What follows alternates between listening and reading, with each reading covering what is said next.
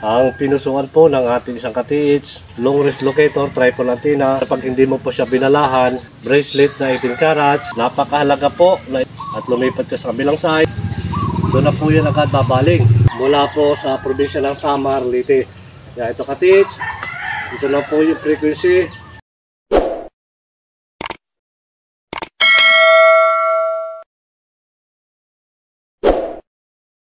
Isang mapagpalang araw at magandang buhay po sa ating mga kababayan, sa ating pong mga ka-TH. Demo pa rin po ng long wrist locator, triple antenna, ang pinusuan po ng ating isang ka-TH mula sa probinsya po ng Samar, Leyte. Ito po ka-TH, yung pinusuan, long wrist locator, triple antenna. Dito mo pa rin po siya babalahan. Kung ano po yung ibabala, yung pa rin pong ilulocate o hahanapin, ituturo ng ating triple antenna. At meron po akong pambala dito. Ito po yung 14 carats na hikaw. Kaya ito ka-TH, nasya ko naman pong gagamitin bala sa ating pong triple antenna. At kapag hindi mo po siya binalahan, volume po ng tubig o underground, silalim ng lupa ang kanya pong ilulocate. At ito pa rin ka-TH, ito pa rin po yung aking pambala. Ito po yung bracelet na 18 carats. May kasama po siyang 18 carats din na ring. At ito ka-TH, ito po yung aking lulocate. Gamit po ang triple antenna na may bala pong 14 carats. Ito po ka-TH. At mahalaga pa rin po ka-TH sa paggamit pa rin po ng ating long wrist locator, triple antenna, maging single antenna. Napakahalaga po na itong palad natin ang siyang nakalapat sa handle. Lapat po itong gitna ng palad. At dadamahin po natin mga ka-TH yung paghawak para po dun sa ating ground. At napaka-importante rin po yung ating kaisipan. Dapat focus po dun sa ating hinahanap. At napakahalaga rin po itong ating dulo ng antena. Kailangan po natin ipapahid sa lupa. Yan po ay napagpabilis, nakapagpalakas ng frequency dahil may mga kaugma po na lupa na ako nilalagay dito. At yan na rin po kapag pumunta ka sa iyong site at lumipat ka sa kabilang site, napakahalaga pa rin po dahil itong dulo ng antena ay kailangan natin ipahid sa lupa. Kapag gamit mo pa rin po ka-TH ng long wrist locator na manual, kailangan po yan sa pagtaas mo pa lang po yan sa pagkapit. Kailangan kapit na po yan, hindi pa bago-bago po yung ating pagpisil. Kailangan permis na po yan kapag hinawakan mo po ang triple antenna. At sa pagtaas po nito ka-TH, kailangan pagtaas po niyan, dapat yan po ay balance na. Tamang taas na po yan, pantay na po yan. At kapag pantay po yan sa pagtaas mo, hindi po yung biglang papaling na wala pong direksyon kung saan siya babaling dahil sa tagilid po yung ating paghawak at pagtaas po ng ating triple antenna. Ganun na rin po sa ating paghawak. Kaya ganito ka-TH, ito po yung pagtaas ng ating ng triple antenna. Kailangan po yan manggagaling lagi sa baba. Kaya pagtaas po yan ka-TH, yan, doon na po yan agad babaling sa ating pong target. Kaya taas pa rin po yan ka-TH. Kaya kung sana po yan hihilahin ng aura ng gold, ito po ang ating antena. Kaya pakikiramdaman po ninyo itong ating dulo ng antena. Kapag siya hindi po umaling, kailangan yan po ay inyong tutustusan.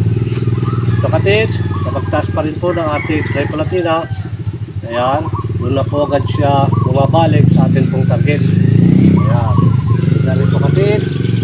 Simple po yan sa ating paghawak, sa ating pagpagalaw. At kapag pinagkaluban na po kayo na makapagpagalaw ng anumang mga locator na manual, yan po ay isang malaking biyaya para sa inyo. Kailangan po ka-TH, focus po yung ating kaisipan, lalo na po kapag gagamit na po tayo ng locator. Kailangan wala pong suot na relo, wala pong kwintas, arites o cellphone po na nakadikit po sa ating baywang. Napakahalaga niya ka-TH dahil sa pamamagitan po ng ating ground, sa pamamagitan po ng ating pulso, ng ating kaisipan, dyan po gagalaw yung ating pong locator. Tayo po ang naka-ground patungo po doon sa ating target. Yan mga katits, mula pa rin sa baba, ayan, dadap tatas, at doon na po yan babaling. Yan, mula sa baba, dadap tatas, pundo. Ayan, kailangan po yan katits. Ito po yung ating triple antenna. Tungo po siya ng kaunti, hindi po yan dapat nakatingala. So pare katits, ito po yung ating target. Ayan, so pa rin po siya tumuturo. So pa rin. Ayan pa rin po yan. Ayan. Ayan, so katits, sa paggamit mo po ng locator, kukuhanin mo po ang 4 na direksyon. East, North, West, South. Sa paggamit po at sa paghuli ng ating pong items. Ayan. Ito katis, mula pa rin sa baba. Yan. Yan. Dito ko tayo yan. Doon pa rin po siya bumabaling. At sa paggamit po natin ng North, East, South, West, madali po natin matutumbok o mahanap yun pong aura, yung singawan ng gold. Na kung saan po nalulukit po ng ating triple antenna. Ayan, wala pa rin sa baba. Ayan, doon pa rin po siya nagtuturo. Ayan, doon pa rin po yan kapit. Ito po ay pang long distance, pang malayuan, kahit gano'n po kalayo yung nalulukit po ng ating triple antenna, gano'n man kalayo yung pinaglalagyan, dahil sa wala pong mas malapit, yun po ang kayang ilukit o ituro ng ating po triple antenna sa pamamagitan po ng sigaw ng aura ng gold at nasasagap po ng ating antenna. Ngayon kapits, kapag pinapatan po natin itong ating target, kailangan po yan nasa loob tayo. Nasa loob po tayo ng deteksyon at hindi po dapat tayo nasa labas. Dahil kapag nasa labas po tayo, ay ang locator po ay natuturo kung saan pa rin po yung direksyon. At kapag nasa labas po tayo at nasa loob po, malapit na po yung ating deteksyon, yung aura, yung singawan po ng gold. At kapag yan po ay tinapat mo lamang itong locator sa tapat niya at nasa labas po tayo ng singawan o yung aura ng gold, ito po ay hindi iikot. Ibig sabihin niya mga katis, nagtuturo pa rin po ito ng direksyon kung nasaan po yung aura ng gold. Muli pa rin katis, sa pamamagitan po ng triple antenna, ito pong ating target, ito ay aking tatapatan. At kapag natapatan po yan, ang ating pong triple antenna ay magbibigay po ng reaksyon. Yan, ito katis, kapag nakatapat na po tayo. Kaya ito katis, sa pagbuka pa rin po ng ground. Ayan. Ganyan po yung ating, gano'n po siya kabilis katis. Gano'n po yung ating triple antenna. Kapag natapatan na po yan, yan, nagbibigay signal na po yung ating triple antenna. At ibig sabihin, bumubuo na po siya ng frequency. Kapag buo na po niya yung frequency ng ating triple antenna, nasasagap na po niya yung aura ng gold. Ito po tuloy-tuloy na yung pag-ikot. At pabilis na po yan ang pabilis. Ito kapits. Yan, ito na po yung iyong pinusuan. Long range locator, triple antenna. Mula po sa probinsya ng Samar, Leyte. Yan, ito kapits. Ito na po yung frequency ng ating pong triple antenna. Yan, ito na kapits. Sa aking po yan.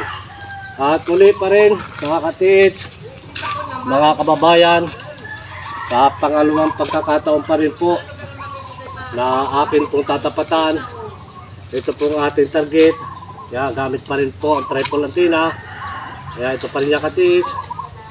Ganun po yan kasimple. Kailangan po katits, ito pong handle natin, napakahalaga po yan. Hindi po yan nagbibigil. Kailangan po yan nakalapat po sa palad.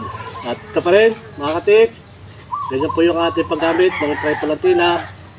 At kapag yan po ay ating pinapatan na, yan po ay magbibigay ulit po ng signal.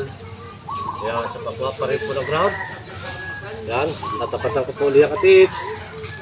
Yan, ito na po yan. Ito na po yung ating tripod antenna na bumubuo ulit po siya ng frequency. At kapag buo na po yung kanyang frequency, tuloy-tuloy na po yung kanyang pag-ikot. Yan, ito na katiits. Yan. Ito na.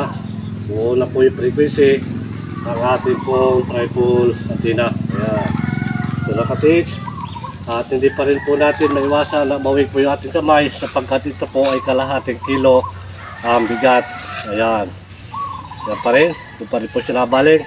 At muli po mga kababayan, mga katiis, maraming salamat po sa inyong lahat sa patuloy na nanonood po ng aking mga ina-upload na video. Pagpalain po tayo ng maraming biyaya at sigit po isang magandang kalusugan. Maraming salamat po mga katiis.